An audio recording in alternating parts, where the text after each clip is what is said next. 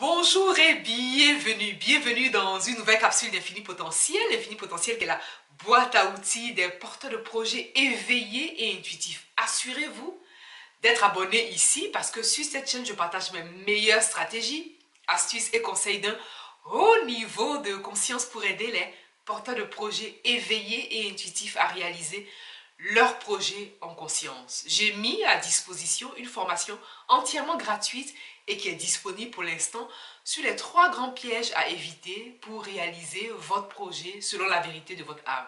C'est une formation qui vient avec un notebook. Soyez donc libre, en tout cas sentez-vous libre de télécharger cette formation tant qu'elle est encore disponible.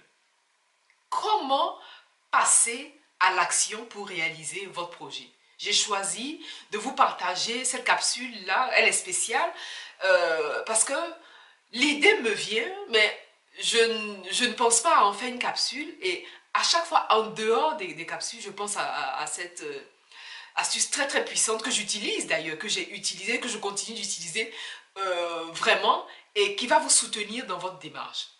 Comment passer à l'action? Supposons que vous ayez eu un projet à réaliser. Vous avez un projet à réaliser, vous vous rendez compte que vous procrastinez. Procrastiner, ça veut dire que vous remettez au lendemain. Vous remettez au lendemain, le projet dort dans le tiroir de votre bureau. Le projet dort dans votre armoire et vous n'arrivez pas à passer à l'action.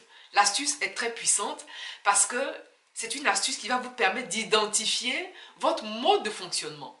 Naturellement, lorsque vous réalisez votre projet, il est clair que vous travaillez en parallèle sur vous-même. Lorsque vous réalisez votre projet, il est clair que vous ne vous contentez pas que de marketing, que de stratégies techniques. Vous travaillez sur vous-même. Parce que le projet, c'est 90% de mindset. Et après le 10%, c'est le reste. Donc, il est bon d'identifier comment vous passez à l'action. Est-ce que vous passez à l'action en état de grâce ou alors en état de disgrâce? Je m'explique. Il y a des personnes, par exemple, qui aiment passer à l'action lorsqu'elles sont heureuses, lorsque vraiment elles vibrent de joie. C'est moi, j'appelle ça l'état de grâce. Lorsque, voilà, tout marche, tout va bien, l'état de grâce, voilà, on est plein d'entrain, on est motivé, on passe à l'action pour réaliser son projet. Est-ce que vous avez identifié, vous, dans votre cas, à ce moment-là? Le deuxième type de personnes sont les personnes qui passent à l'action en état de disgrâce. Et ça, c'est mon cas.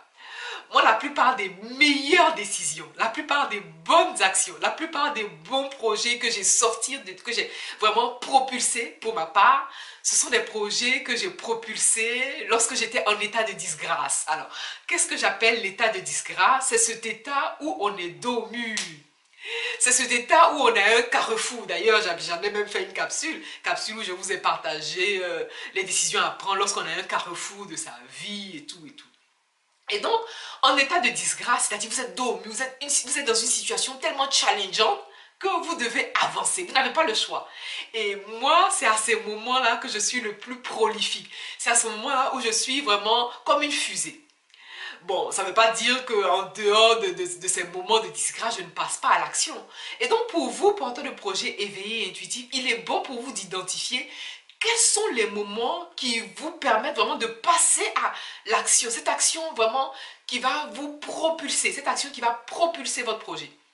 Lorsque vous avez identifié cette action-là, lorsque vous avez identifié cet instant, ce moment, ça vous permet de créer, vraiment de saisir le momentum.